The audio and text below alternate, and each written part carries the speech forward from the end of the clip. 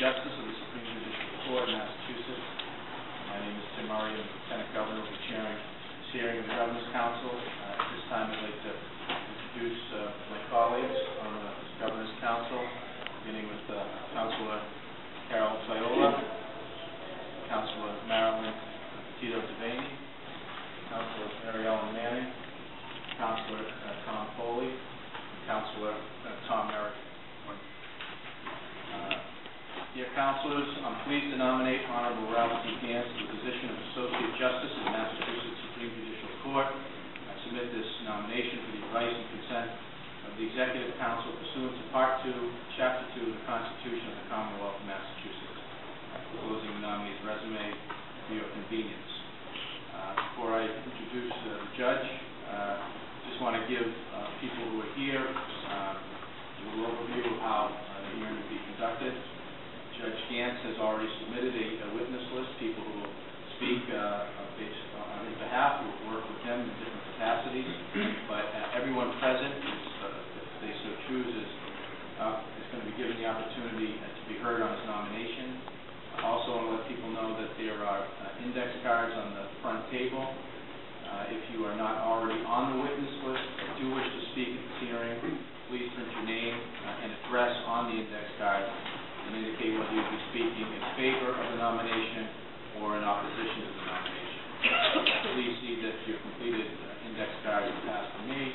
Mr. George Cronin is the Executive Director of the Governor's Council, is here in the back of the room if you have any questions during the meeting. In addition, there are also two legal pads on the table. They are available to those who do not wish to speak but would like to be recorded in either favor or in opposition to the nomination of Judge Gants. So one pad is for supporters, the other pad is for opponents. You are encouraged to sign on the indicated pads as an alternative to speaking if you choose. Just to introduce the council, so I want to give Judge Gants an opportunity to introduce himself, and I know that he has members of his family here before we begin calling some of the witnesses. Judge, welcome. Good morning, members of the council. With me is my wife, Deborah Ramirez. Her right is my daughter, Rachel Gants, came up from college very late last night. My son, Michael Gants, who's a sophomore in high school. And in the back is my mother, Elaine Gants, who a few months ago celebrated, as Jack Benny would say, the 50th anniversary of her 39th birthday.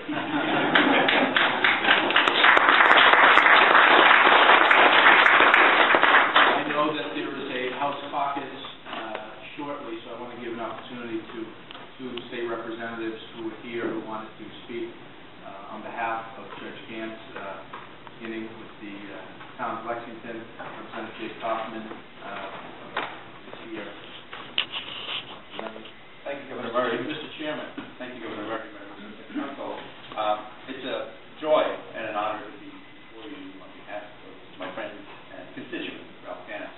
I know that this hearing is not, nor should it be, a political process. You are here to make some judgments about Ralph Gants' intelligence, his wisdom, his judgment, his temperament. But let me tell you a small political story that speaks to those. Ralph and I have talked about many things over the years, and what comes to mind as I stand here this morning are two conversations we had, one about the reform of the courts, and the other about judicial pay. And in both of those conversations, I was struck by the homework that he had done, his ability to amass a tremendous amount of information, put it in a form that even I could understand.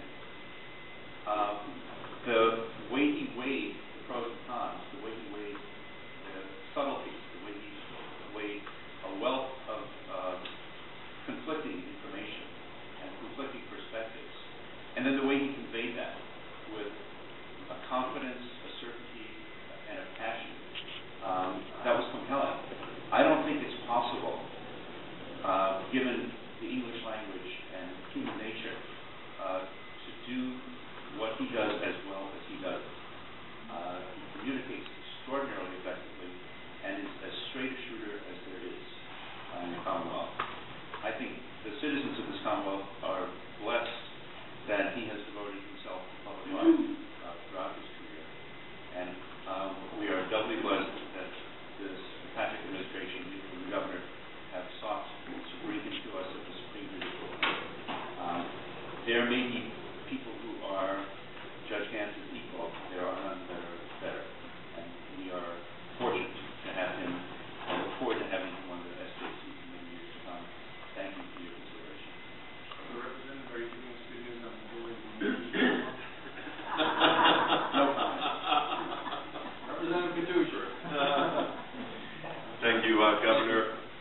Councilor Devaney, Councilor Fiola, Manning, Foley, and Merrigan.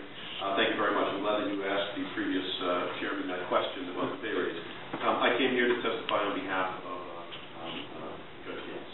I've known Judge Gants now for 10 years, both personally and professionally, and I can tell you that this will be one of the best positive votes that you can make after the 3-year retired term of the Governor's Council. I know Judge Gants as a man, as a judge of 10 years.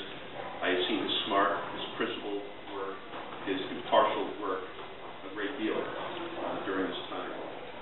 He's a man that empowers those around him while doing this work, but he offers his own decisions, and he makes his own decisions.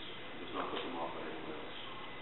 He's a person that carefully researches each and every issue that's before him in order to fully understand that issue so that he can make a decision based on fact and law, not on emotion.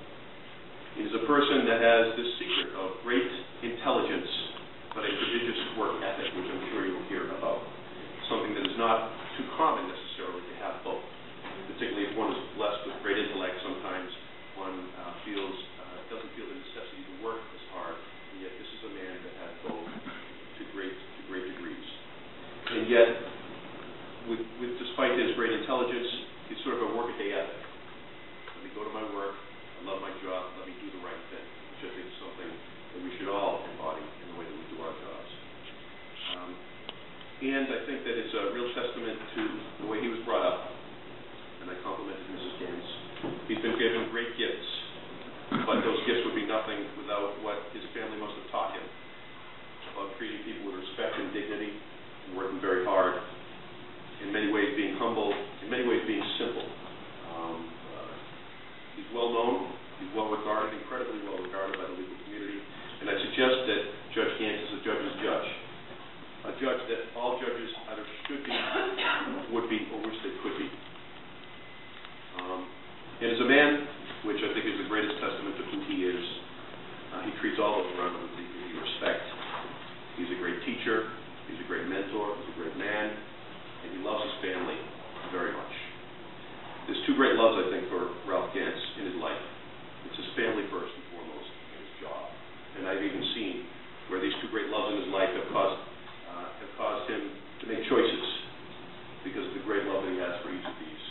And I think that just the way that he grapples with how he feels about his job, about Debbie, about Michael, and about Rachel, is a testament to a great person. He's a person that I admire a great deal.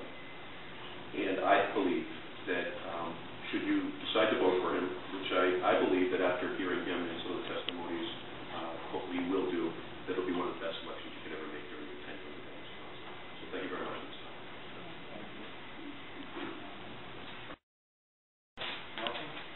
Thank you very much, Governor, and members of the Council. Thank you for this opportunity to appear here today. Some of the themes that you've already heard sounded by our two legislative leaders are ones that you're going to hear, I think, resonating through all of our remarks. When I charge juries, I charge them at the end of the case. I urge them to decide the case without fear or favor. In other words, to render their verdict without being swayed by public sentiment or popular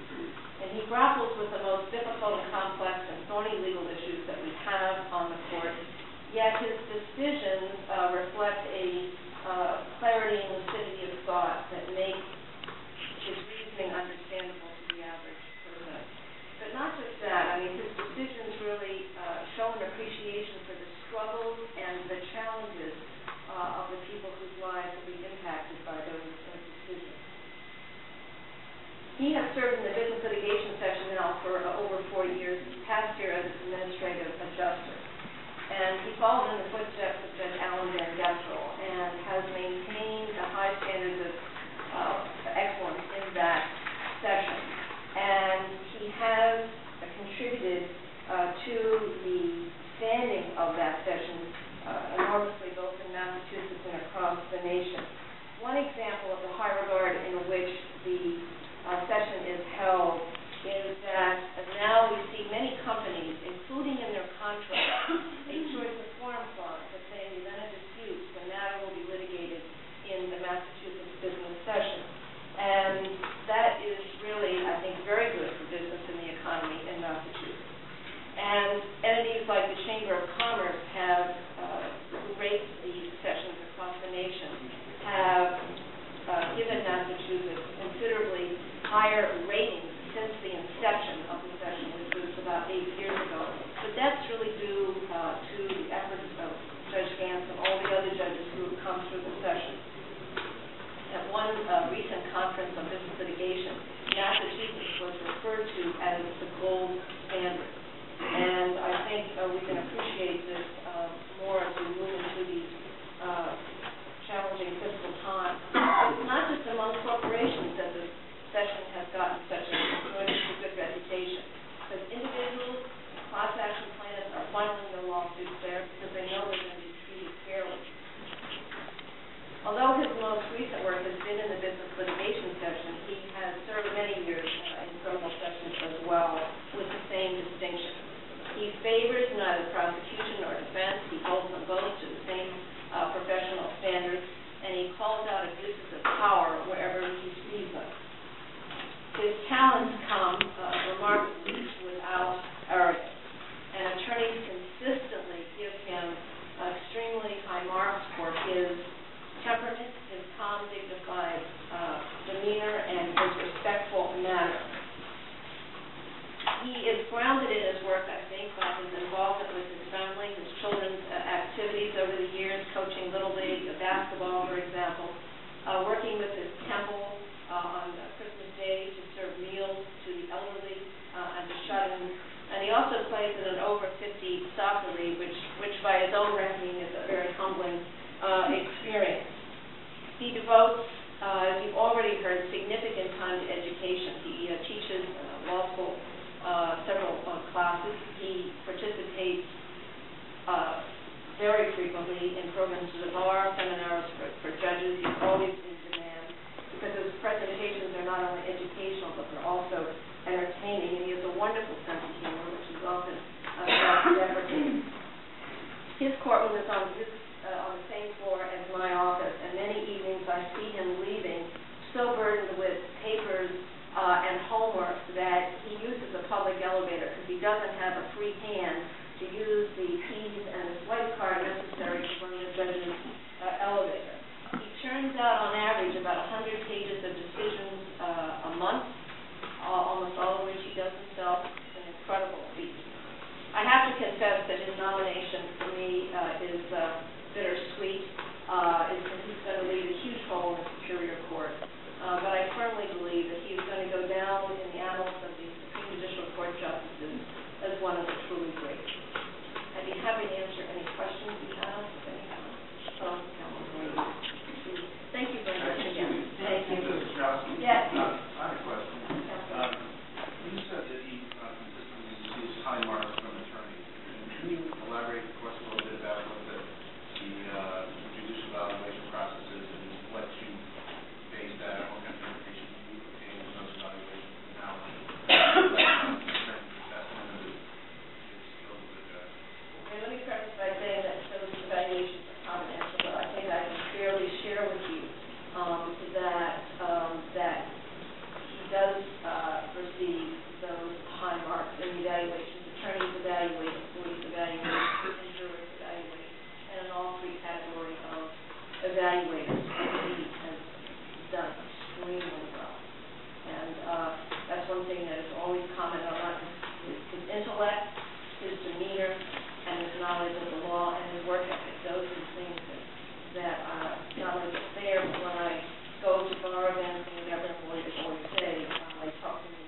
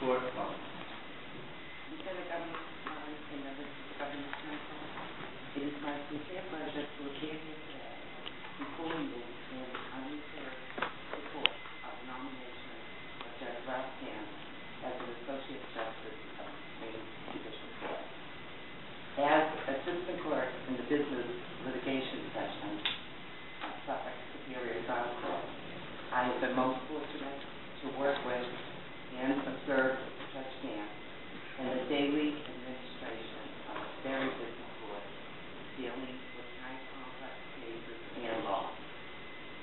In my 26 years as assistant clerk in a Superior Court trial session, I have not seen any judge with a greater dedication to a just result, with a more analytical mind or concern for the rights of litigants and their attorneys. His ability, character, hard work, legal writing ability, and dedication to the law will make him an excellent addition to the Massachusetts Supreme Judicial Court. I wholeheartedly recommend Judge Gant for position. Thank you. Thank you very much, Dr. Mayor, members of the council. Thank you for this opportunity to appear here today. Some of the themes that you've already heard sounded by two legislative leaders are ones that you're going to hear, I think, resonating through all of our remarks. When I charge juries, I charge them, that is at the end of the case, I urge them to decide the case without fear or favor. In other words, to render their verdict without being swayed by public sentiment or popular opinion or matters outside the case. That principle is really the centerpiece of judges' integrity and independence. No one personifies that better, I think, than Judge Gant. He is someone who, in his decisions, upholds the law and the integrity of the process. He treats the Constitution as a living document, and his decisions are very respectful of the duties and responsibilities of the other branches of government. They're also very insightful and balanced and wholly without agenda. And he is what you want every judge to be, fair and impartial, and not afraid to make the tough calls. And he's made many of those tough calls in his years as a Superior Court judge. He's a person of enormous intellectual prowess, and he is, as they say, at the top of the class with respect to his colleagues on the Superior Court. And he grapples with the most difficult and complex and thorny legal issues that we have on the court, yet his decisions reflect a clarity and lucidity of thought that make his reasoning understandable to the average person. But not just that, his decisions really show an appreciation for the struggles and the challenges of the people whose lives will be impacted by those decisions. He has served in the business litigation section now for over 4 years, past year as administrative adjuster. And he followed in the footsteps of Judge Alan Van Gestel and has maintained the high standards of excellence in that session. And he has contributed to the standing of that session enormously, both in Massachusetts and across the nation. One example of the high regard in which the session is held is that now we see many companies, including in their contracts, a choice of forum clause that say in the event of disputes, the matter will be litigated in the Massachusetts business session. And that is really, I think, very good for business and the economy in Massachusetts. And entities like the Chamber of Commerce have, who rate these sessions across the nation, have given Massachusetts considerably higher ratings since the inception of the session, which was about 8 years ago. But that's really due to the efforts of Judge Gant and all the other judges who have come through the session. At one recent conference on business litigation, Massachusetts was referred to as the gold standard. And I think we can appreciate this more as we move into these challenging fiscal times. It's not just among corporations that the session has gotten such a good reputation. Because individuals, class action plans are filing their lawsuits there because they know they're going to be treated fairly.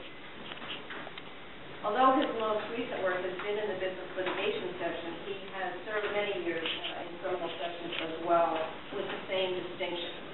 He favors neither prosecution nor defense. He holds them both to the same professional standards, and he calls out abuses of power wherever he sees them. His talents come remarkably without arrogance, and attorneys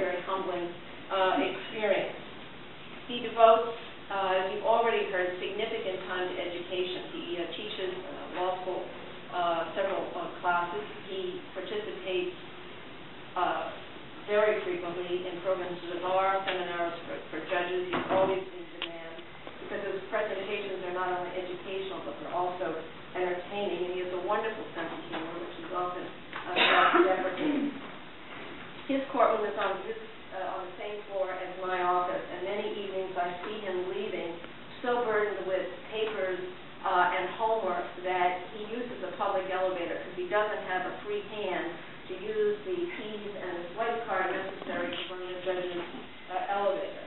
He churns out, on average, about 100 pages of decisions a month, almost all of which he does himself. It's an incredible feat. I have to confess that his nomination for me is bittersweet. He's going to leave a huge hole in the Superior Court. But I firmly believe that he's going to go down in the annals of the Supreme Judicial Court justices as one of the truly great. I'd be happy to answer any questions you have. Thank you very much again. Thank you. Mrs. Johnson? Yes. I have a question. You said that he consistently receives high marks from attorneys. Can you elaborate, of course, a little bit about what the judicial evaluation process is and what you base that, what kind of information you obtain from those evaluations, and how assessment of his skills as a judge? Okay, let me preface by saying that those evaluations are confidential, but I think I can fairly share with you that he does receive those high marks in the evaluations. Attorneys evaluate, employees evaluate, and jurors evaluate, and in all three categories of evaluators, he has done extremely well. And that's one thing that is always commented on, his intellect, his demeanor, and his knowledge of the law and his work ethic. Those are the things that not only get fair, but when I go to bar events and whatever lawyers always say, they talk to me in particular about those attributes of his. He made him an outstanding juror. Any other questions? Thank you again. Thank you, Judge. Thank you, Councilman Manick, for pointing out that Justice Robert Gordy from the SJC has joined us. Judge, good to see you. And a number of luminaries in the press are here as well, but I want to point out that we're making history, all of us here today, in that Lawyers Weekly is doing a live blog here from the room. Live. We make history every week here. With that, we'll call Helen Foley-Bousquet, the Assistant Clerk for Civil Business, the Suffolk County Superior Court. Lieutenant Governor Collins and members of the Governor's Council, it is my sincere pleasure to appear here today before you in unreserved support of the nomination of Judge Ralph Gants as an Associate Justice of the Supreme Judicial Court. As Assistant Clerk in the Business Litigation Section of Suffolk Superior Trial Court, I have been most fortunate to work with and observe Judge Gants and the daily administration of a very busy court dealing with high complex cases and law. In my 26 years as Assistant Clerk in the Superior Court trial session, I have not seen any judge with the greater dedication to a best result, with a more analytical mind or concern for the rights of litigants and their attorneys. His ability, character, hard work, legal writing ability, and dedication to the law will make him an excellent addition to the Massachusetts Supreme Judicial Court. I wholeheartedly recommend Judge Gants for position. Thank you. In person, when I was presiding over the hearing yesterday, and she called back. It must have been 5 seconds because Judge Gants called me back, and you were on. I was on both phones. So thank you. Thank you. Could I also? Hi, I don't know if you recognize me at all. I was in front of a judge that you worked for a pretty lengthy case, and I want to say that you were a consummate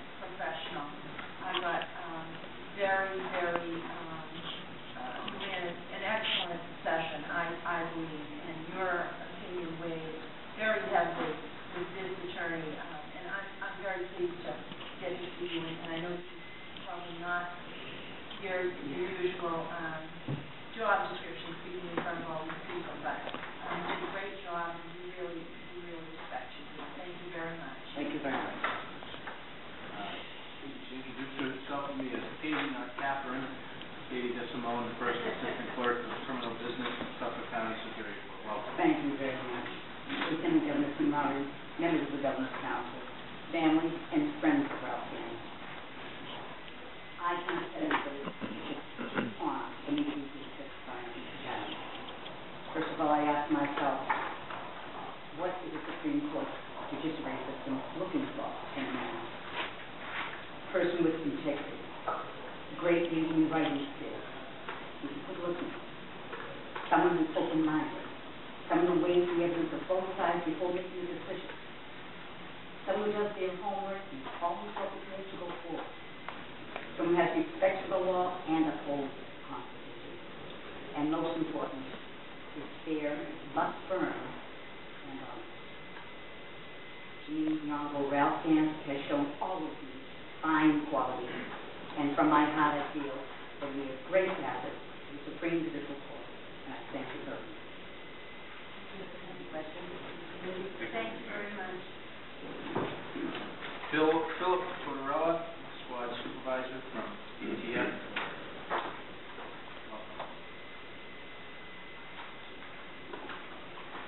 Mr. Lieutenant Governor, honorable and distinguished councilors. My name is Philip Joseph Tortorella, Jr. I reside in Duxbury. Thank you for the opportunity to speak in support of the Governor's nomination of Superior Court Justice Ralph Gants to the Supreme Judicial Court. I am a career investigator with 32 years of service in the public sector. I retired as a special agent from the Federal Bureau of Alcohol, Tobacco, and Firearms, ATF. I also served in 2 state government positions, Assistant Secretary of Public Safety and Special Assistant for Investigations to the Attorney General. In January 1984, I was a supervisor of an arson task force in Boston. The Assistant United States Attorney who handled arson prosecutions was a talented prosecutor, Mark Robinson. The focus of our investigative efforts was a series of nighttime fires that had plagued Boston and the surrounding communities for 2 years. The fires were subject of major news media coverage and caused Boston to be labeled the arson capital of the world. The scope and complexity of the investigation prompted the United States Attorney to assign a second prosecutor to the investigation, Assistant United States Attorney Ralph Gants. In short order, Prosecutor Gants impressed me with his knowledge of the law and his attention to detail.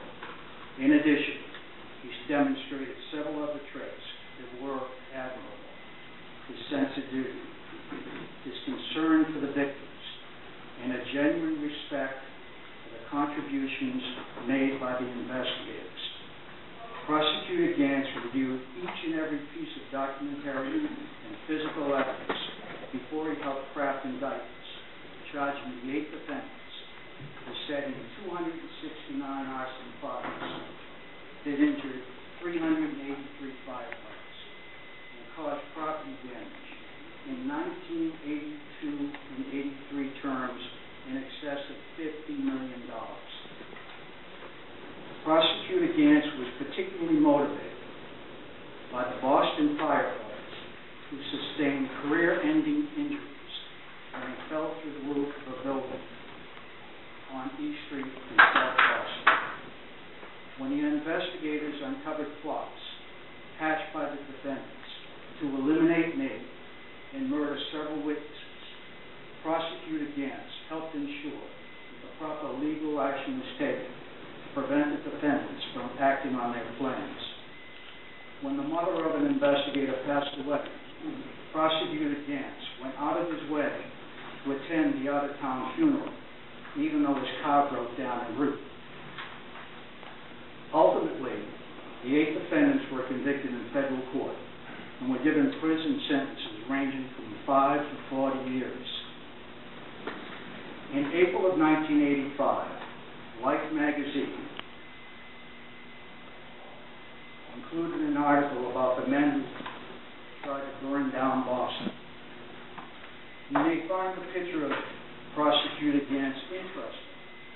The caption under the picture identifies him as United States Attorney William Well. After the last conviction, Mark Robinson moved to another unit in the United States Attorney's Office, and Prosecutor Gants became my primary contact. For the next several years, we worked together on a number of investigations. Prosecutor Gants consistently impressed me with his sense of duty. When we were on heightened alert because of bomb threats directed at Boston Garden, he stood by with us late into the evening, just in case. When the case agent was unavailable, Prosecutor Gants volunteered to accompany me on a visit to a prison to interview a potential witness. The man had previously expressed an unwillingness to cooperate with the government. I sat there while those prisoners in that particular institution that night, and it was a hot summer night, expressed their displeasure about being in the institution. Undeterred, Prosecutor Gants personally convinced the witness to cooperate with the government. Regardless of the circumstances, Justice Gants can be counted on to do the right thing. He is a credit to himself, his family, and the legal profession. I am proud to call him my friend. Thank you. Anybody like to see the photograph?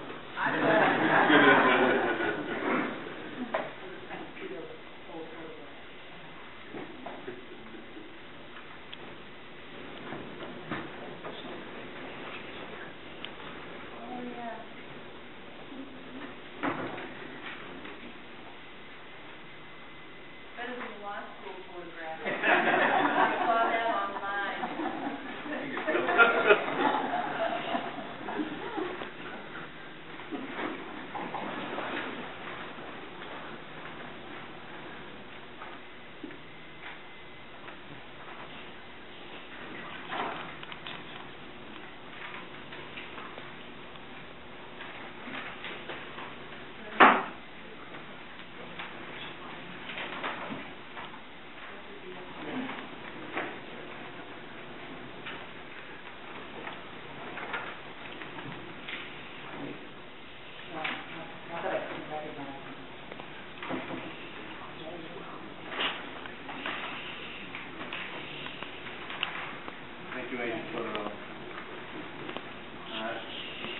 Andrew Pitnighty, Superior Court Law Clerk, former student, Judge Gants at Joeu Law School. Good morning, Lieutenant Governor Murray and counselors.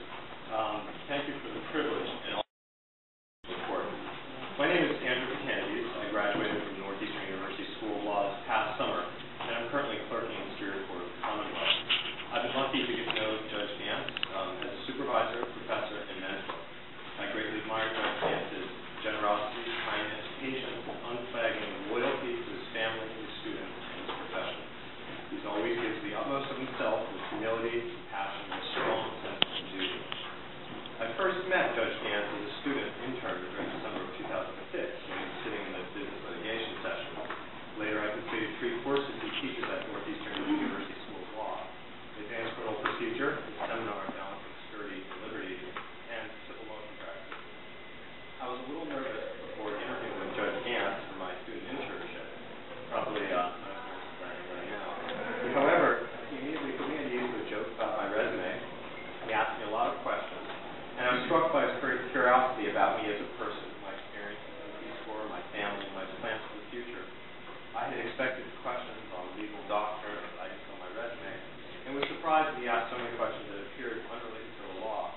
But now I realize that he was trying to get past my resume and to get to understand me as a person and to see if I was the kind of person who would take advantage of the opportunities offering me. Judge Gants' courtroom was a great place to work. He treated everyone, law clerks, assistant clerks, court officers, and judges, with respect and consideration, and earned the admiration of everyone who worked for him. Judge Gants also has great respect for the history of the Superior Court as an institution, and for all of those whose efforts have made it the success that it is today. In his court, everyone contributed. Although I was only a second-year law student with little experience, Judge Gants always made me feel like my opinion mattered,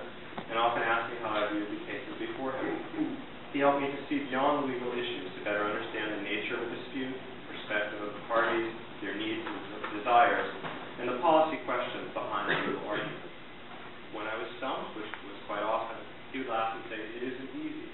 But Judge Gants is a great judge because he gets involved in every case, and that is never easy. During the summer of 2006, when family concerns drew Professor Ramirez away from her teaching duties at Northeastern University School of Law, Judge Gants stepped in and taught courses that she had been teaching. Despite the short notice and obviously difficult circumstances, he taught advanced criminal procedure with passion and insight. He brought every student into the discussion, having us stand and argue opposing positions on issues of law. Nobody sat down discouraged, only challenged to do better the next time. He pushed us hard and was always supportive. More than just teaching us the law, Judge Gants made students appreciate their responsibility to strengthen our judicial institution through professionalism and hard work. Judge Gants also made ethics a central theme of his seminar, Balancing Security and Liberty. The course highlighted the changing historical circumstances within which the law exists and informed us about the need to protect the public welfare without compromising our fundamental rights and liberties. His even-handed analysis challenged students to find ways to guard against the very real threats posed by international terrorism without compromising their values.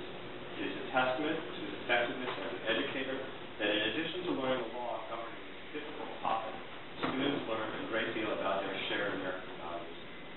The last course I took from Judge Gants, Civil Motion Practice, gave students a chance to argue motions in front of the civil judge. He understood that students might be anxious speaking in public, and joked with and cajoled us to relax and do our best. By the end of the course, nervousness had given way to confidence, and many students genuinely enjoyed the challenge of oral argument. The final exam took place in Judge Gants' courtroom in the Superior Court, and if you didn't know better, you might have thought some of the students were practicing attorneys. Judge Gants is exactly the type of person that citizens of Massachusetts want and need on the Supreme Judicial Court bench. He takes time to listen and understand, and has a real gift for expressing difficult issues in terms that are easy to understand. He's a man of integrity, honesty, patience, and most importantly, humility. He will make a tremendous addition to the bench of the Supreme Judicial Court, from where, in a different way, he can continue to teach the law. Oral argument? Excellent. Thank you. That's David Meyer, the former chief of the Suffolk DA's homicide unit.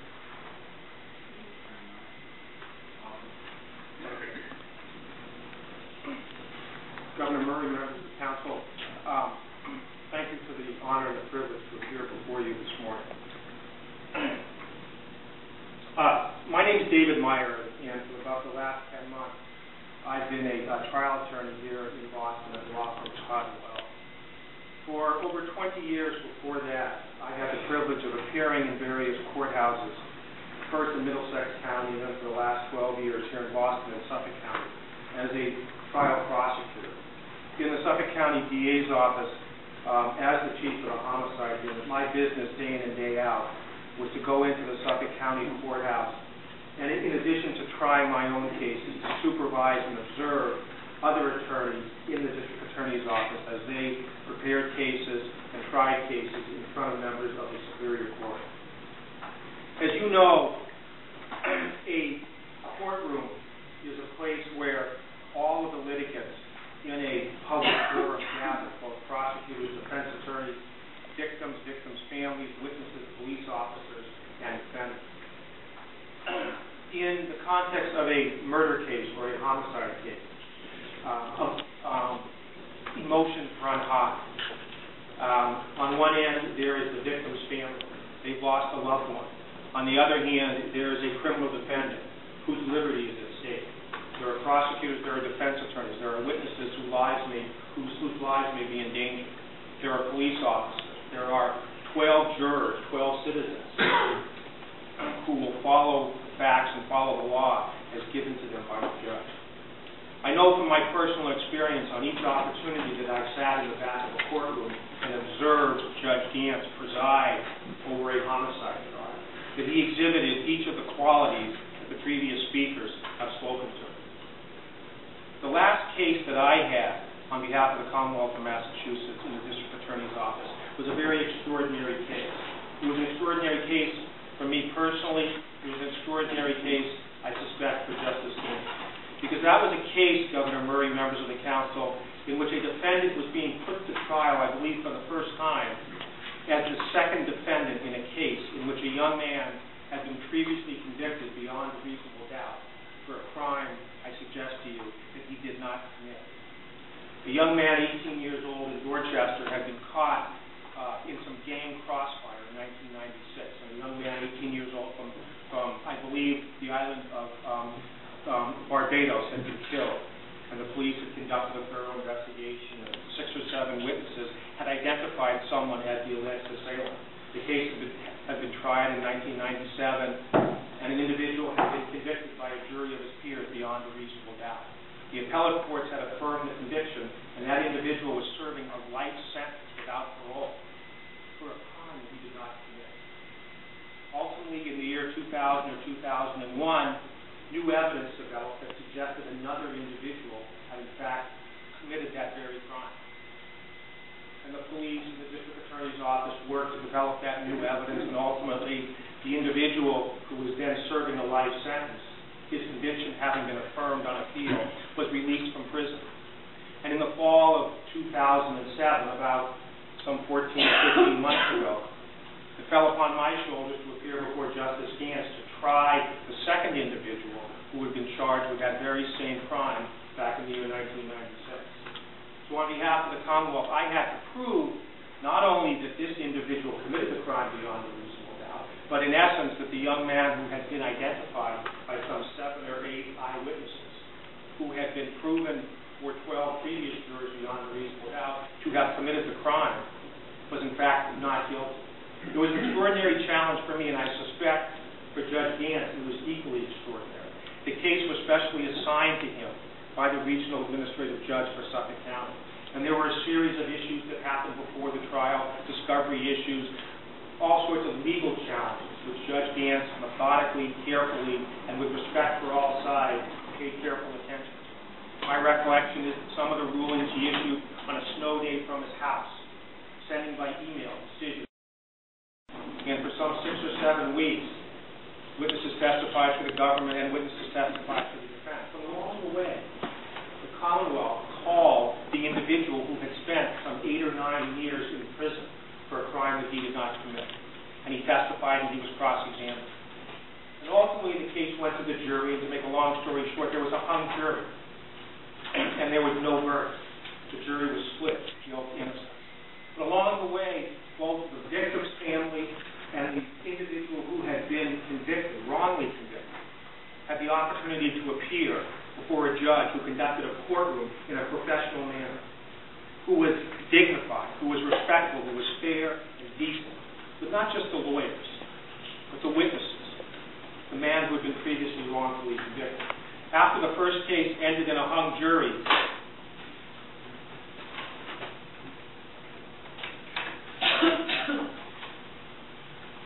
there were a series of post-trial motions before the second trial began. And there were a series of very challenging legal issues that had to be resolved before the case was to be tried a second time. And over the course of several weeks, the lawyers argued in front of Judge Gants, and he made certain rulings on evidence. Ultimately, one of the rulings, based upon the facts, based on the law, was a favorable one for the Commonwealth. And with that, the defendant, the actual individual who had killed that innocent 18-year-old youth, stepped forward and, through his lawyer, ultimately decided that he wanted to plead guilty.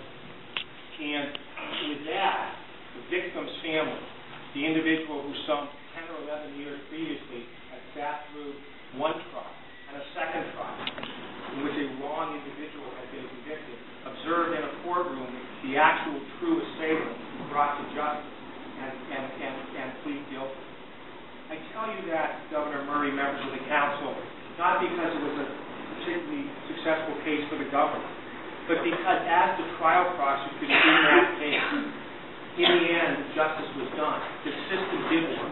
And the system worked day out, diligently, following the facts, applying the law, being respectful to the government lawyers and the defense lawyers, the witnesses, the victim's family, and the defendant.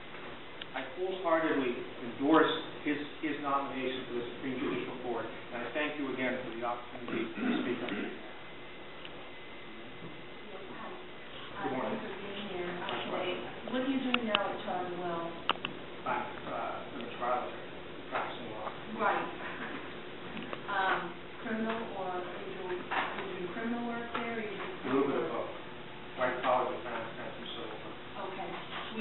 involved in the golf course case you're talking about this morning in front of Judge Gant? No. Okay, thanks. Oh, yes, ma'am. Just quickly, I just want to thank you. I've had the honor and privilege of serving with you for quite some time, but mostly observing you in court. And I think that you're kind of one of the unsung people in this area for all the years you spent prosecuting this one. I think it was taken for many years. I was on the phone to maybe go out, maybe a couple of It was a pleasure and an honor for you to work with you. I highly respect your work ethic and your ability to speak. Thank you. Thank you. Okay. With that, we have signed up to speak in opposition to Judge Gant's nomination, Stefano Picciotto.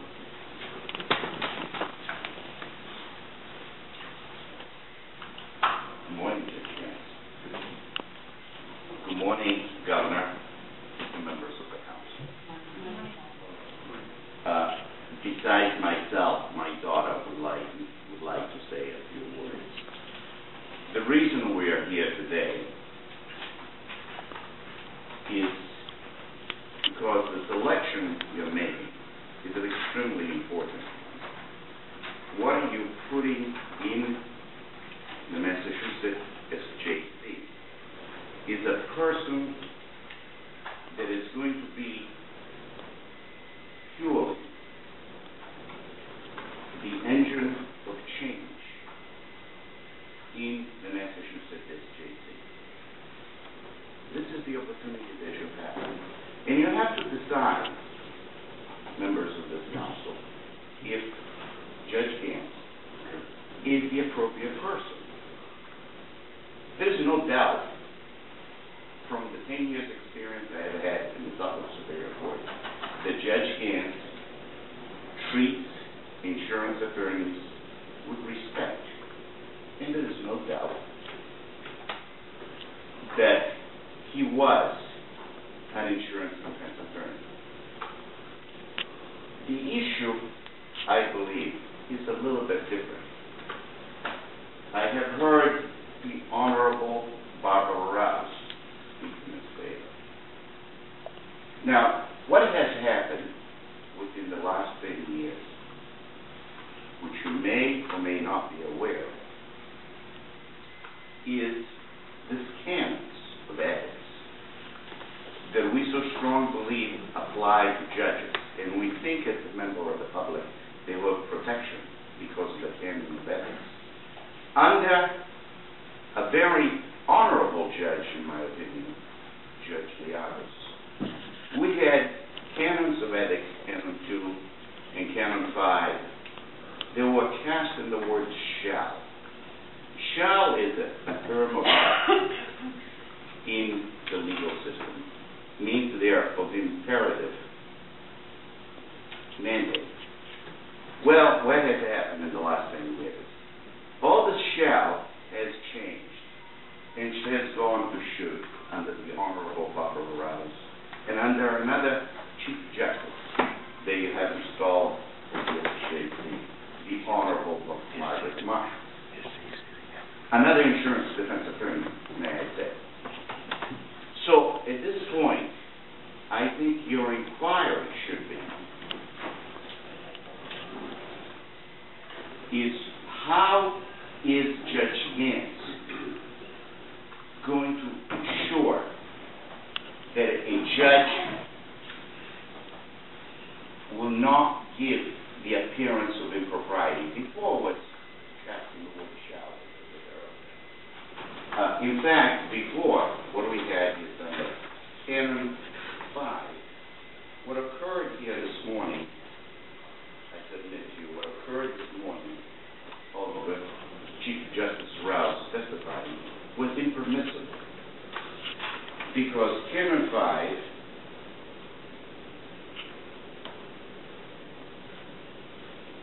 Section 5A1B mandated that a judge, especially Chief Justice Rouse, could not publicly endorse a candidate for public office. Black Law Dictionary defines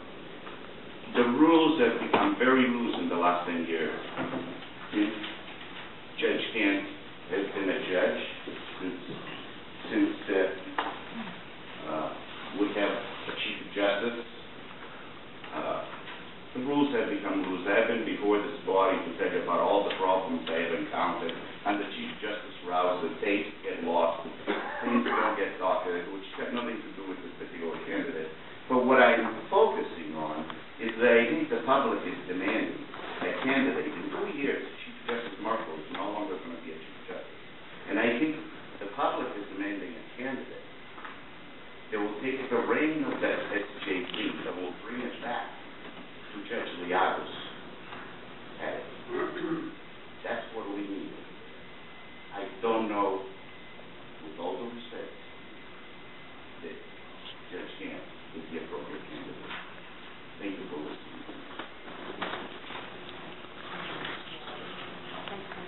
Do you have any questions? No. Thank you.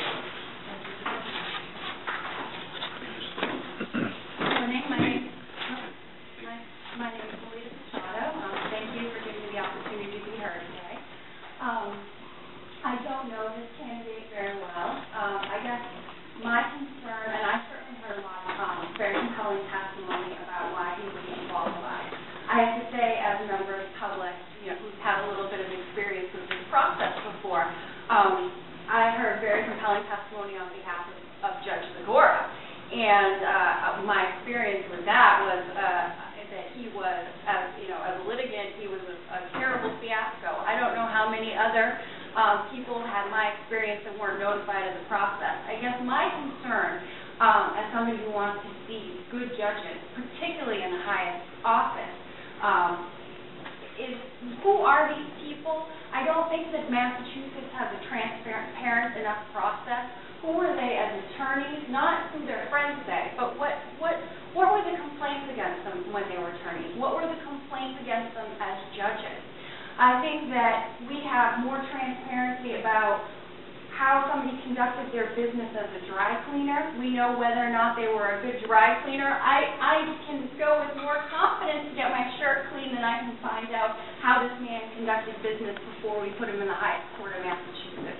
I think we know that other states have better laws in this regard. Florida specifically, there's very transparent government in all three branches, the judiciary, the legislature, and the executive. In Massachusetts, the executive says that they're halfway exempt, the judiciary claims they're totally exempt, and the legislature made themselves exempt. I think what we need to do is adopt the Florida standards so we know, as members of the public, that the judges that we have are actually good judges. Don't conduct trials with jurors wearing Halloween costumes, and I heard Barbara Rouse talk about how fair and impartial and how much integrity there was in the process for Judge Sikora. And what I realized with Judge Sikora is that he would meet ex parte with plaintiffs to a litigation and deny that the meeting even occurred, lie away with lying about it, even though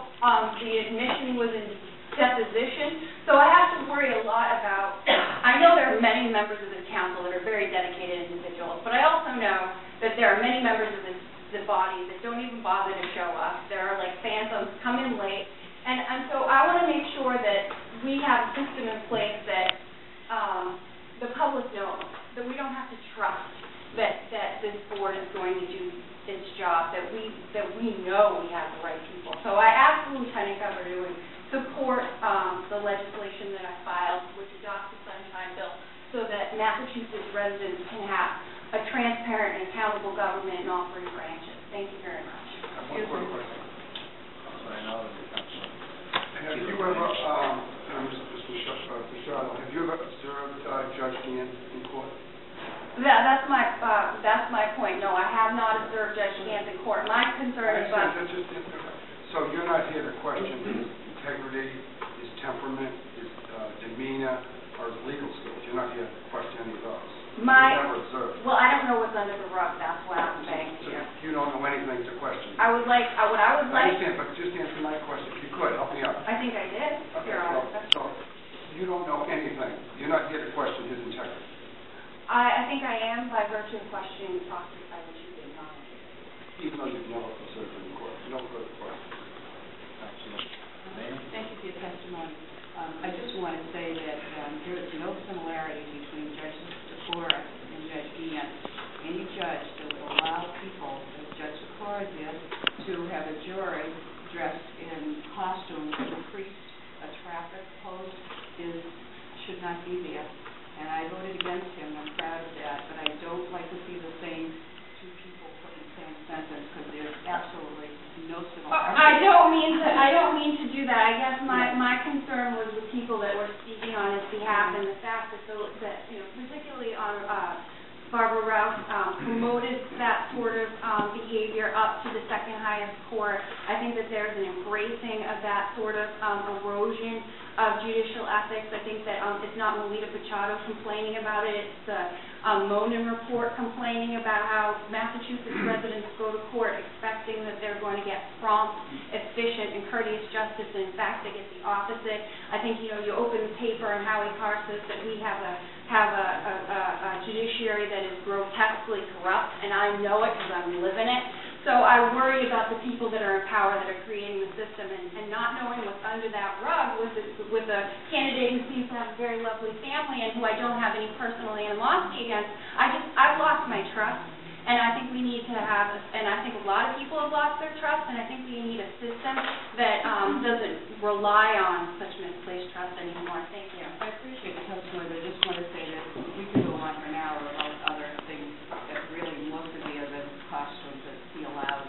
So I just wanted to make that very clear. Thank you. Thank you. I just want to thank you and your dad and others for coming forward, because I know it's difficult to come forward, especially for these type of hearings. I would like to say, how did you know about this hearing today? Did you see it in the paper? Yeah, I heard about it, yeah. And about a month ago, I recall, is when this nomination came due, and so we purposely have the hearing a month later on this important nomination because we wanted to get that word out. And so in the course of the past month, it has been publicized in the papers. I know in my district it is throughout all of the local media. So people do have an opportunity to come forward, and as part of this process, we do reach out, and it is very well publicized. So it is our intent and our duty, and what we do is to get information about a particular nominee.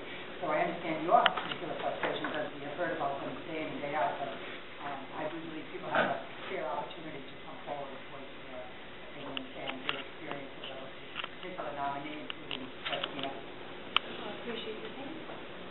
Thank you. We appreciate both of your thoughts and input on this process.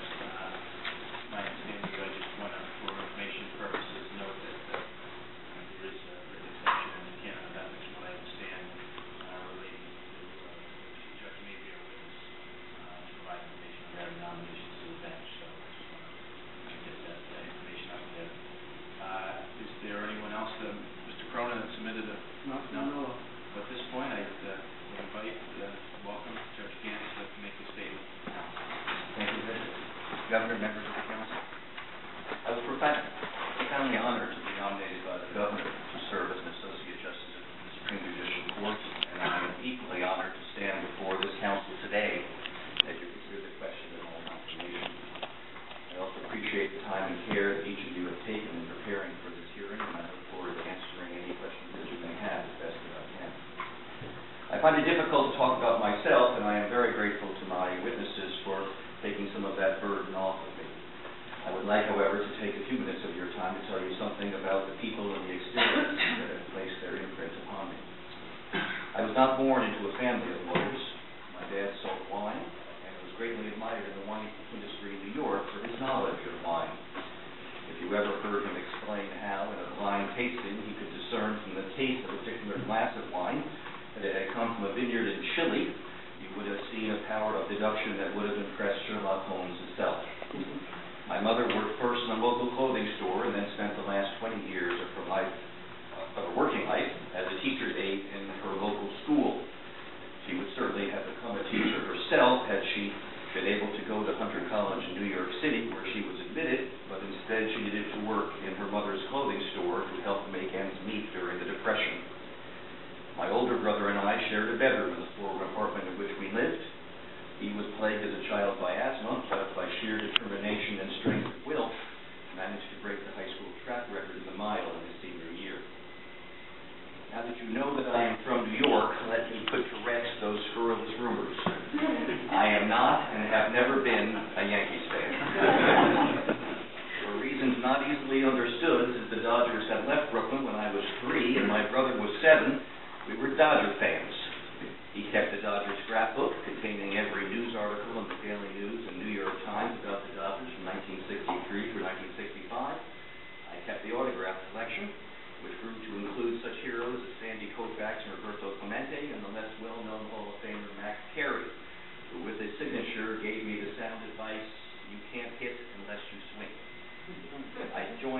Fox Nation around 1975 when Jim Rice, now a Hall of Famer, and Fred Lynn joined Carl Yastrzemski in the Red Sox outfield.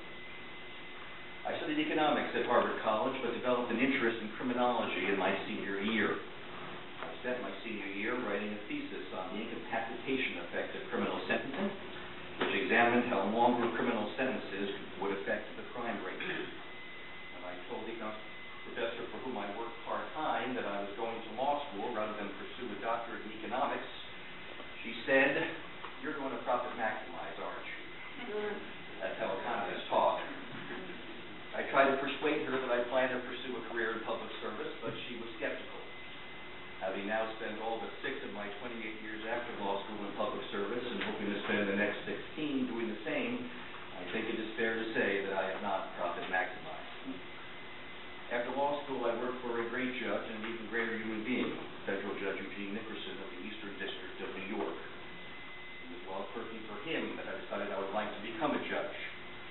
Every day, Judge Nickerson carved out a corner of Brooklyn where every person received a fair hearing and a fair shake, where every litigant and lawyer was treated with respect and dignity. He was blessed with great wisdom, but perhaps because he was so wise, he was willing to recognize the possibility that he might be wrong. He would encourage his law clerks to disagree with him if we thought a first draft of the decision was wrongly decided, telling us that if we voiced our disagreement, only 2 things could happen, both of them good. Either he would be right and he would be wrong, and he would be saved from making a mistake, or he would be right and we would be wrong, and he would be able to strengthen his decision by clarifying the points that had confused us and by adding the points that had persuaded us. After clerking for Judge Nickerson, I served as a special assistant to Judge William Webster, who was then the director of the Federal Bureau of Investigation. Judge Webster taught me the importance of rigorous analysis, of a need to question assumptions, to ask how we know what we think we know, why we think. I learned his lessons so well that at my farewell breakfast, he said that I was the hair shirt of the FBI, referring to the rather uncomfortable shirt made of goat's hair that monks wore to prick their own consciences. He meant it as a compliment, and I took it as one, although I know that not everyone would see it that way. I would like to think that metaphorically I keep that hair shirt in my closet just in case I need to wear it. Then United States Attorney William Weld brought me to his attorney's office in Boston. I began by prosecuting firearms and arson cases. I ended by prosecuting public corruption. It was there that I saw how elusive is the truth, how things are not always what they seem, and how much hard work is involved in ensuring that justice is truly done. I learned that same lesson when I joined the law firm of Palmer & Dodge and began to represent those who were under investigation. I would like to think that having sat on both sides of the table in a criminal trial gives me a greater understanding of how justice can be accomplished and how it can go astray. It was my former boss, William Weld, who in his last months as governor nominated me to the Superior Court. I cannot tell you how proud I am to sit on the Superior Court, and how privileged I have been to have served with so many fine judges, officers, court clerks, and court officers, including those who sit by my side today. Maybe, somewhere in this nation, there's another state so fortunate as to have so many dedicated jurists working in such harmony to provide so high a quality of justice, but I doubt. As a Superior Court judge, I have tried to apply the lessons that I have been taught by my extraordinary mentors and colleagues, to listen with an open mind, to find the facts as they are and never to seek to conceal or change the facts to support a conclusion, to confront the strongest argument that differs from my conclusion, so that I may test the wisdom of that conclusion, to write clearly and understandably, so that my decisions may be read and understood, not only by lawyers and judges, but by the average citizen. I believe that those lessons will hold me in good stead if I were to win your confirmation and become a justice of the Supreme Judicial Court. But I also know that if I were to win your confirmation, I will need to learn many new lessons, because the job of a trial judge differs from that of an appellate judge. As a trial judge, every case, whether it be criminal or civil, is a dispute that the parties have been unable to resolve. As a final judge, we help the parties fairly to resolve those disputes, whether that be by deciding legal issues that divide them, by presiding over a trial, or by assisting the parties to reach a settlement. We apply the law, we do not declare the law. When the law is unclear, we try to resolve the ambiguity as best we can, knowing that the Supreme Judicial Court will have the final word. The Supreme Judicial Court, however, declares the law, and in doing so, sets the parameters by which future disputes in our courts will be resolved. I will not attempt to set forth in detail my judicial philosophy, but I will provide you with a preview of what I believe. I believe that a statute should be interpreted in a manner that is faithful to the legislature's purpose in enacting that statute, with that purpose being discerned from the language of the statute chosen by the legislature, the legislative history, and the historical context. I believe that our Massachusetts Constitution was meant to endure for many generations, and therefore must not be seen as a dead letter, but as a living, breathing document which, like every species of being, must adapt to changing circumstances and to our evolving understanding of the meaning of due process and equality under the law.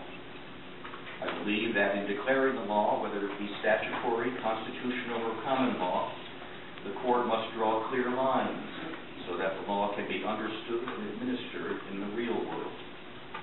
And I believe we must ensure that our justice system works, not simply in theory, but in fact, and that it works to provide actual justice, not simply the illusion of justice. With that, I thank you again for your very careful attention, and let me now invite your questions. Thank you, Judge. Starting at one, Lieutenant Governor? There are no questions on the, I didn't know you were starting at one, or... okay, yeah. Sure. Thank you, Lieutenant Governor.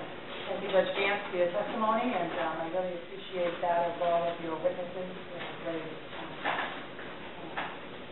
consistent, certainly, and heartfelt, and speaks to your great experience and wisdom. And that has been echoed throughout, as I mentioned to young lady, Mr. Soto, who said, how do we get enough input? And certainly, I have done that as the other counselors have, and that continues to come out. Your work ethic, certainly, and of course your experience. The one thing that we do try to find, though, is what people have to say if there might be something not as positive. And of course, that is always the case today. We expect the praise and good words to come out, and they certainly have, and they are sincere and consistent and true. But what did come out, and I think we spoke very briefly about this, Judge Hanson, we talked about a little bit more at the hearing, was we heard from the prosecutor earlier today, but many of the prosecutors that I spoke to on the criminal side, or civil when it comes to sexually dangerous persons, took issue. They are not here today, but they did take issue via sharing information with me or their concerns and questions. And that had to do with a number of cases, and I'd love you to take me through some of them, and we'll talk about a few of them, and how you came about some of the not just the decisions, but the methodology that you did. And if you just bear with me a second,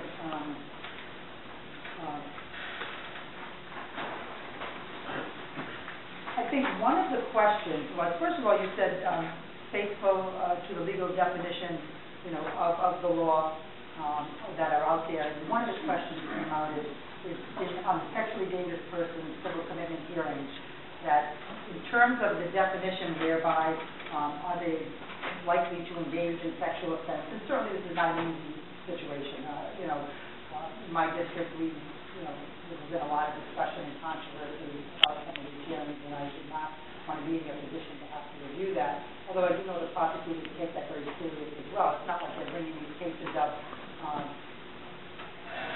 very small percentage of those cases, and those people get recommended to these civil commitment hearings, as you know.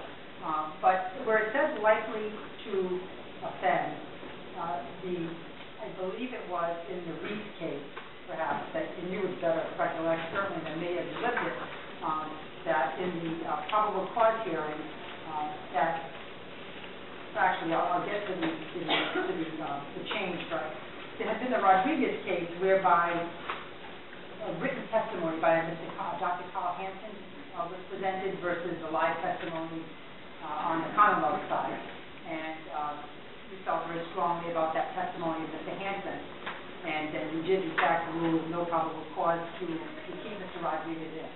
I guess a few weeks later, there was a Reese case whereby I believe the defense did not have that Hansen information, and the concern that many of the prosecutors had, and the question that I have is, would you consider that commonplace to go and get the evidence that was brought forth for the defense in another case, and as the judge present that information to the defense and say, here, use this? I mean, I'm paraphrasing, I certainly appreciate your input, but maybe you could comment on that. Yeah, I very much appreciate the questioning because I know it's a matter of concern. So to do so, if you bear with me a little bit, just to provide you the background that you had mentioned.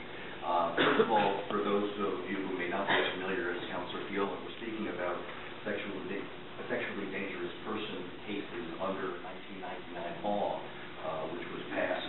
It addresses those who've already been convicted of sexual offenses and have already served their time. So these are individuals who've already completed the sentence that has been imposed by a judge for their sexual crimes. They're about to be released, and the question then is whether or not these individuals are so dangerous that they must be civilly committed for either 1 year or for life because of the danger they pose to the community as a result of their personality disorder or mental abnormality. Essentially held in custody for trial. Pragmatically, that trial probably would not occur for anywhere from 6 months to a year. So the result of finding somebody sexually dangerous at a probable cause hearing is to hold that person who's already finished their sentence for anywhere from 6 months to a year. So these were all the uncertainties that were before me in spring when I was presented with the Rodriguez case and then the Reese case. In the Rodriguez case, what happened is the defense counsel, Mr. Barrington, offered into evidence a series of articles by Dr. Hansen, who was recognized as the leading expert in the field. Dr. Hansen had done a study of studies, that is, he had studied all the various studies of what the rate is of sexual recidivism, the rate of reoffending by persons who had been released from custody. And as a result of doing a study of studies, he gathered up about 17,000 individuals, and he had done a very careful analysis of what the risk is of recidivism for these people, what characteristics make them more likely to offend, and a whole series of studies that he had done. Mr. Farrington, defense counsel, offered that. In the Rodriguez case, the government had no objection to their admission, and they were offered, and I read them as part of the evidence in the case, and they were, after all, the empirical evidence surrounding what is the level of dangerousness, what factors make somebody dangerous. So I read them in the Rodriguez hearing, and I was in the midst of writing my decision in Rodriguez when the Reese case comes. In the Reese case, at the hearing, it's a different defense counsel and a different prosecutor. And I read all this information about what the literature says about sexual dangerousness. I knew it. I could have, in theory, said nothing, and just as a judge is not supposed to do. If a judge is dealing with a mortgage foreclosure case and happens to have majored in economics and knows about the law of mortgages or has read studies about them, the judge is not expected to forget them or ignore them. I could have essentially used this as part of the background of that a judge does in terms of studying the literature about sexual dangerousness. I thought, it was found to be an error by the Supreme Judicial Court, I thought it was fairer rather than just say, essentially know it and not mention it, that I said to the prosecutor, listen, I've read all these articles. They speak about the issue of what the true dangerousness is of various offenders. You can't separate this issue from that. I asked the defense counsel if he wished to offer it. He said he did. In this case, the prosecutor objected. Previously, they had not. And I said, well, no earlier objection, but I will give you, how much time do you need to offer me any literature which you think I should read? And I gave her the time that she asked for, and indeed she submitted, I think, 3 articles Dr. Hansen, who was, and they were much along the same lines. So I came to the view that it was fairer, as opposed to knowing this and acting upon it, I thought it was fairer to have offered to tell the parties, listen, I just read it. I can't ignore it. I can't ignore what my knowledge is about the literature concerning sexual dangerousness, and I'll give you a chance to respond. That was found to be in error. It's not something routinely that I do, but the other thing you should understand is that the sexual dangerousness hearings are really a different animal from almost everything that we do in the criminal sphere, certainly in the criminal sphere. Because in the criminal sphere, the question is, did somebody in the past do something? And therefore, the evidence is focused on whether that person did that thing, and whether that person did that thing with the required criminal intent. In a sexual dangerousness hearing, the question is, will that person do something in the future? And therefore, there's a much broader range of evidence, because you need to know a lot about a person to be able to consider whether that person in the future is likely to be committing offenses. And I thought, and the fact that a whole lot of people have been studied to see which characteristics of people make them more likely to, was part of that. So I know it's a very long-winded answer to your question. The answer is, do I do it routinely? Absolutely not. I do find that, troubling, as did the prosecutors that spoke to me, because, again, as a judge, as you indicated, in your canons and so forth, faithful to the law, I didn't see you as an assistant to the defense, but as someone who listens to what the defense brings to you, and then you have to make it based on not your knowledge, because we all bring knowledge of our experiences, and yours are certainly extensive, but is it not the duty of the judge to take the evidence at hand, not the information that you've garnered over the years? Well, yes and no. Certainly with regard to the particular case, you, of course, only take the evidence at hand. With regard to knowledge of the literature in a particular area, I don't think we're expected. I mean, if we have read a great deal on a particular subject, whether we have a case involving insanity and we happen to know a good deal about psychiatry, I don't think a judge is asked to know everything the judge knows. So I placed it in the category of background information about this issue of sexual dangerousness that I think would be appropriate for a judge to have used in making a decision, as opposed, certainly if there had been any information about this individual that, well, of course I would never have it, but then it would be... I don't mean to interrupt you, but in the Reese case, for example, they had defense counsel, correct? Right. And did you not go and get that information and say, here, use this? I mean, maybe not physically, but it appears to be that is what is told to me that you did. You went and said, hold off, let me go get this information. You should really look at this, because this is good stuff that'll help you. Maybe you didn't use those words, certainly, but is that I think what I did is I said, I've already considered it.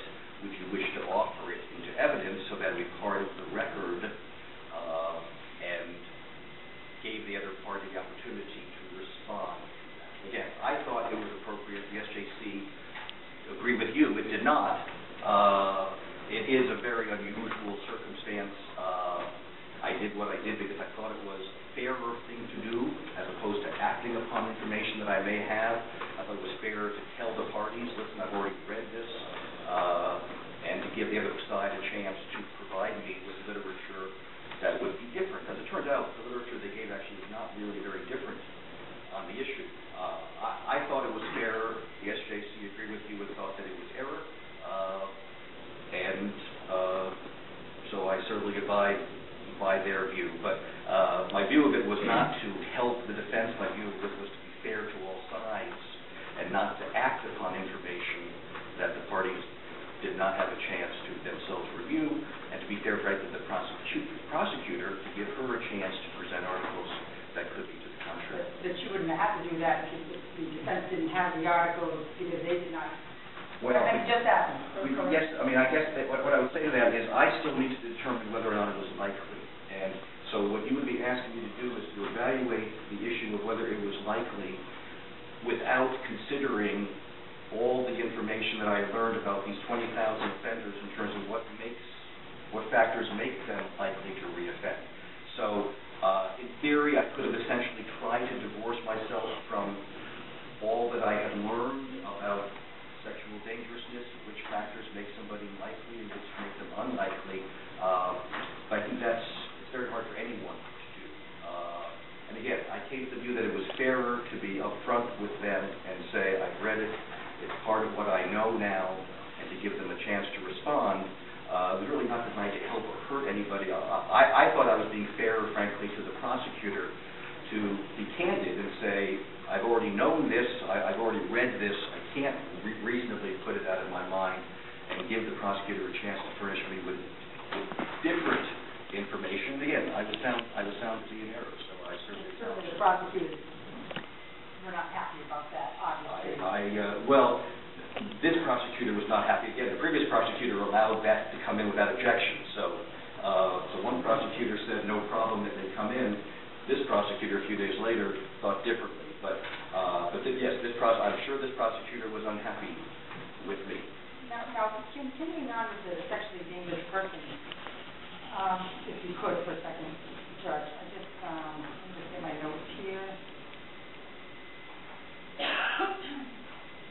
The language of that law and those guidelines did not originally include things like within 5 years, and I know that's come up and that's been documented in memorandums and information. What prompted you to decide to use in the statute? It was not clearly understood what it meant.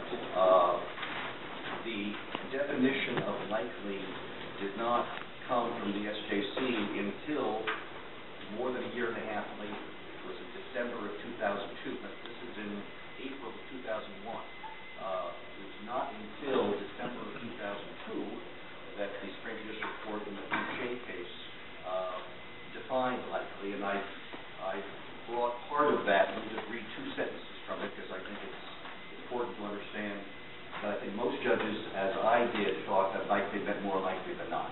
And that, again, was found to be an error by the Supreme Judicial Court.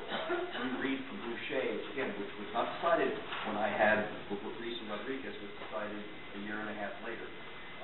The SJC said in Boucher, likely is not defined in General Laws, Chapter 123A, nor is it understood to be a term of art requiring a specific and limited interpretation.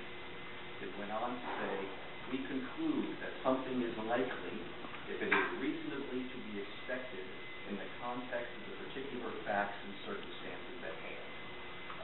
So that's what they said likely was to mean. I think you can understand how that was not obvious to myself or to other Superior Court judges at the time that is what the SJC would end up saying likely meant. So we were all struggling to figure out what likely meant, and frankly, many of us were seeking to put likely into a framework that we know. We know more likely than not. That's what we use in every civil case. So what I did, again, trying to interpret what the statute meant, is to say that likely meant a person is more likely than not to commit a sexual act. So that's part of what I did. Now, the statute says that when you look at the definition of mental abnormality or personality disorder, it speaks about having a psychological condition that essentially compels the person to do something. Although, Judge, I think that interrupting you, like anyone who's molesting sexually a 6-year-old or an 8-year-old repeatedly over a period of time has that some kind of deficit. And I don't recommend the book, but anyway. The actual literature is somewhat surprising in that the rate of sexual recidivism, even for child molesters, although obviously considerable and may vary by individual, is not as high as we think it is. It's not in the realm of 70-80%. It's actually lower than that, and so there are people who engage episodically in this conduct but may not. So it's and that's part of what this data illustrated, is that what we think we know about sexual dangerousness is not necessarily supported by the data. But part of what I was trying to do is to make a definition which allowed us to use the data concerning sexual dangerousness. What that data essentially does, and it's what's called the static 99,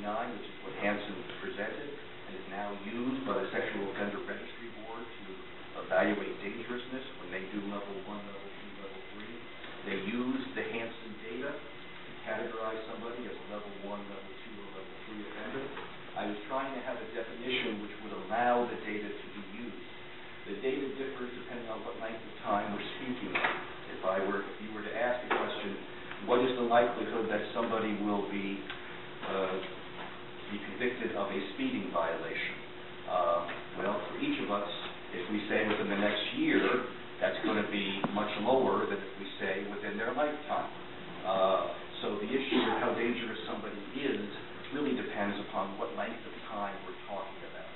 And I thought that if we had some period of time, it would allow us both to recognize that this mental disorder or this mental abnormality or personality disorder is supposed to be so severe, that so compulsive, that somebody would have to, in a reasonable period of time, be likely to commit it.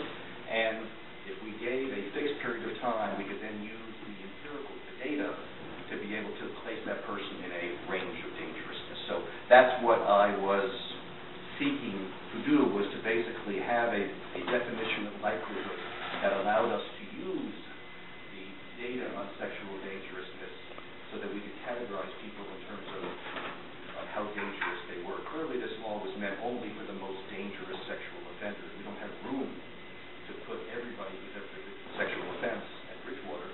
We'd be filled up within a year. So it's really meant for the most dangerous. What the Hansen study does and what they do for level 1, level 2 is they categorize who is the most dangerous. And I thought that by using a period of time, we could accomplish a definition that judges understood, juries understood, because juries would have to apply it, and that could use the data. And again, I was found to be in error as to that. But that's what that's at least what was my frame of mind given the state of the law back then. And you can see why the prosecutors, again, in terms of sexually dangerous person, I know you've been dealing with business litigation the last 4 years, but was concerned and have those concerns. Right, I certainly understand that, and I also acknowledge that the SJC reversed me.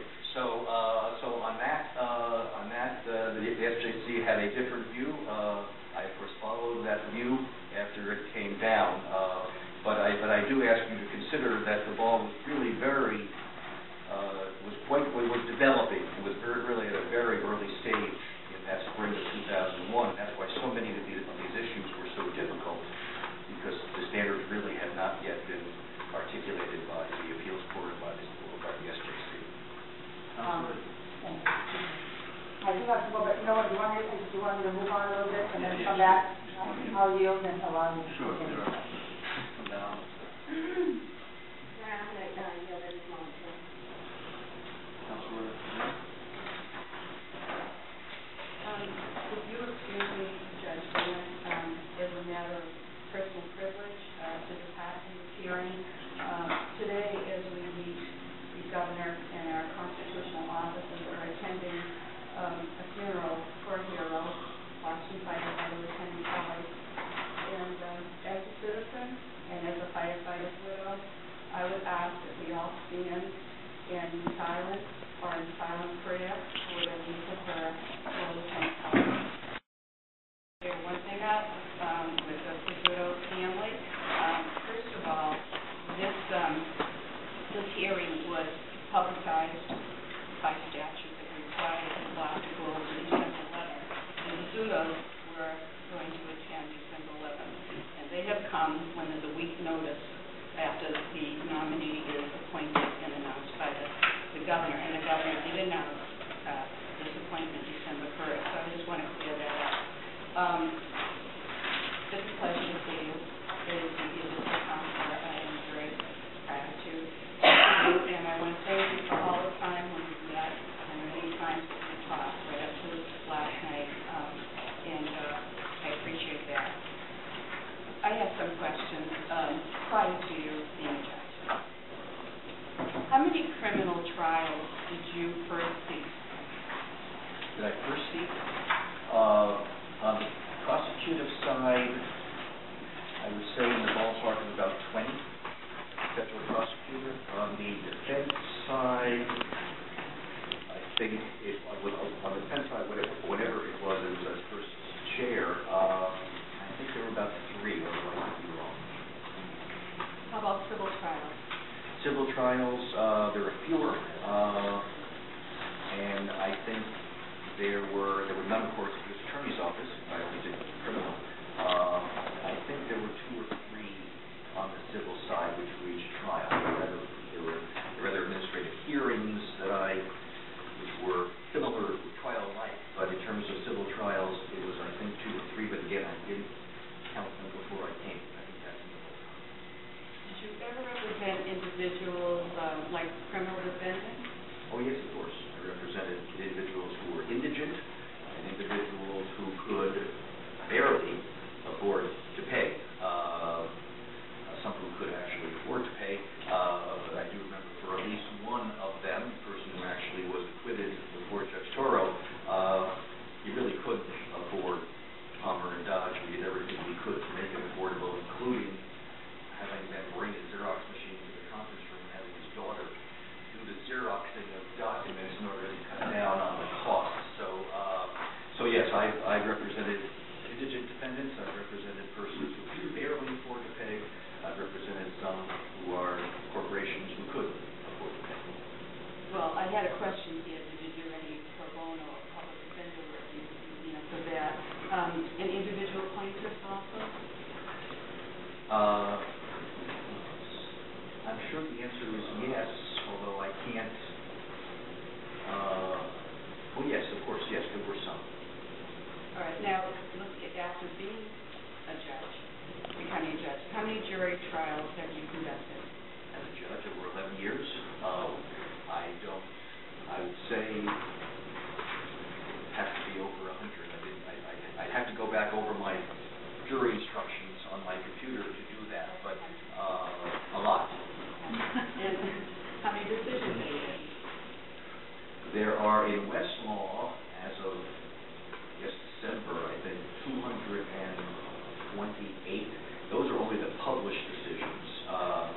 All of my BLS decisions are published in social law, and I only publish probably 1 in 10 of what I write. So for that, I would have to say in the thousands. Some of them are short, but even longer decisions, I would say, would be in the thousands. So how much of this work is dedicated to writing? It varied when I went to the BLS. In the BLS, we try cases, but most of our work is motion-type work. When I'm on trial all day, it becomes actually very difficult to write all the motions because the cases are most of them generally complex. So in the BLS, I did a great deal of writing. I think Chief Justice Rouse is in the ballpark of saying about 100 pages a month. It varied, of course, depending whether I was on trial. I wrote a little bit less.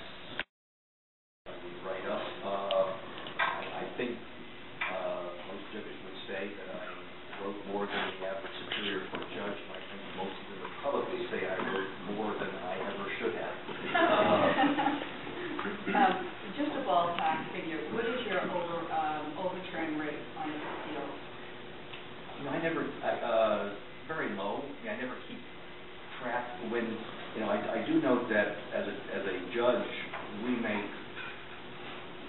thousands of decisions. Not only those which we write, but for every trial, we're making evidentiary decisions. We're ruling on discovery motions. We make decisions every day, and a whole lot of them may not seem terribly consequential, and some of them may come back at us. I've been reversed more than I would like. But I don't think I really have not kept track. If I were to, I probably should not guess, but because a lot of these decisions are common, they're 128s, and they're only a page long to affirm. I would say in the ballpark of about 5% in terms of written decisions, but that's a very rough ballpark, and somebody could go back and do the research and find that I'm wrong. But I do get reversed. I am in error at times, and then told so by our appeals court and our SJC. But fortunately, not that often. And I also think that most of the reversals that I've had have not been really for as much for errors of law as for areas of law where there is uncertainty and that the law has been developed. There really haven't been very many in which they said there was this case and you not a lawyer, so I have a question that I had noticed recently, that you had an injunction issued against the mortgage foreclosures, and this was upheld. What do you say to the criticism that people should be held responsible for their mortgages and what they sign? And people should be held responsible. And the Fremont decision, which you're making reference to, and then later the Legionnaire Block decision, expressly says that. What the decision, in a nutshell, says is that both sides bear responsibility, that there is in the common law this concept of predatory lending, basically providing a loan which the lender reasonably knows the borrower could never pay and would be due to foreclosure. And that is predatory lending for a lender to do that. Those decisions have also said that, I said it quite clearly, to the borrower, don't think that means the loan is void, doesn't mean that you don't have an obligation to repay. What it pragmatically means is that that is a loan which reasonably should be modified so that it can be made one that a borrower reasonably would be able to repay. So the issue really is modification. I made it very clear that the mere fact that a lender is engaged in predatory lending does not mean that the borrower is off the hook, but pragmatically it means that that is a loan which the court would say should be in some fashion modified. This is something very personally important to me, and I have to ask. Talking about independence on a board, and particularly the highest court in Massachusetts, is so important. Is there any value to you in a dissenting opinion of this SJC? And if so, what is the value of dissent? I think there's great value in dissent. I think you and I even spoke about the late Justice Martha Sussman, who was a good friend of mine, who in her day probably did more than her share of dissents. I think her dissents, everything she did was very, very carefully reasoned, and I do think that the presence of dissent does keep everybody on their toes and fair and honest. So you remember Justice Brandeis from the U.S. Supreme Court. I think he was known as the great dissenter in his days, and a fair number of those dissents are now, which we forget that they were dissents, that they appear to be part of what we understand to be the prevailing law. But I do think there is an important role for someone to dissent when the issue properly is what is believed to be an important dissenting point. Now, Judge Boswell, I have the pleasure, like you, she was in my district, and as you know, I presided over her hearing, and we miss her, and she's just wonderful. She's a wonderful person. This is the most important question to me. Can the public count on you to stand up to the majority, to be the minority when you believe the majority is wrong? Well, I mentioned in my statement that even before I was 30, I was referred to as a hair shirt. The FBI, as you may expect, is not the easiest place for a kid pretty much out of law school to be speaking his mind and saying certain things don't make sense, so we should rethink certain things. I did it then when I was 28, 29. I don't think I've assaulted that much since. So I do believe that the SJC is a collegial body and should be, but I have no reservation about my ability to stand on my own when I think differently from my fellow justices.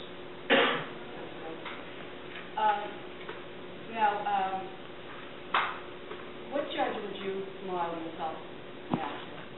Had any judge? Judge Nickerson is the judge I don't know I would, but I do.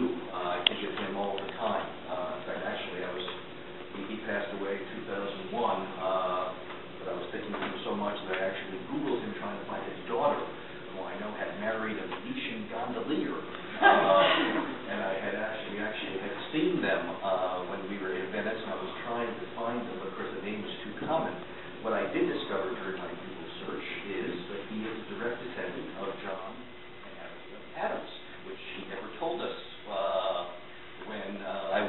person for him. So I did not realize that he was a direct descendant of that family. So that's as close as I get to the author of our Constitution as having clerked for Judge Nickerson for that year in 1980. But he's the one who I think of most on. Now, we spoke about this, about sending letters to the JNC, and you said that you didn't, and you were invited to do so. And I just wanted to put that on the record. I'm sorry, to JNC, the letters were sent. I didn't encourage all my friends to write you, but it was routinely done that you would write letters to the JNC. You asked people to write to you? They, at the end of the first process, they say you can have 10 at the part of the routine process, and so to them, they got their 10. I didn't, when it came to you, seek to inundate you with letters on the basis that you may have gotten. I really did not put together any particular effort to have. Well, I had asked the JNC to have any letters of our nominee this past year. The winner. I don't want to,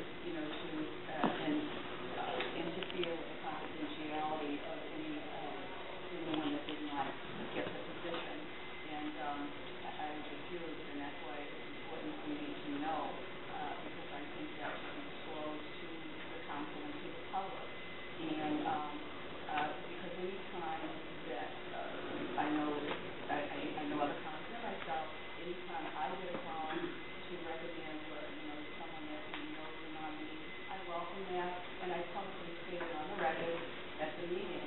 And in fact, Judge Backrack was the first person to call, and three people in particular that I respect called me: Judge Backrack and Judge Neal and Judge Green, and that's a public process to let people know. But to me, to just have the JNC keep those letters of endorsement and not make it public doesn't seem appropriate when that judge is nominated and the country is going into a court. Who those people are. I think the public has the right to know.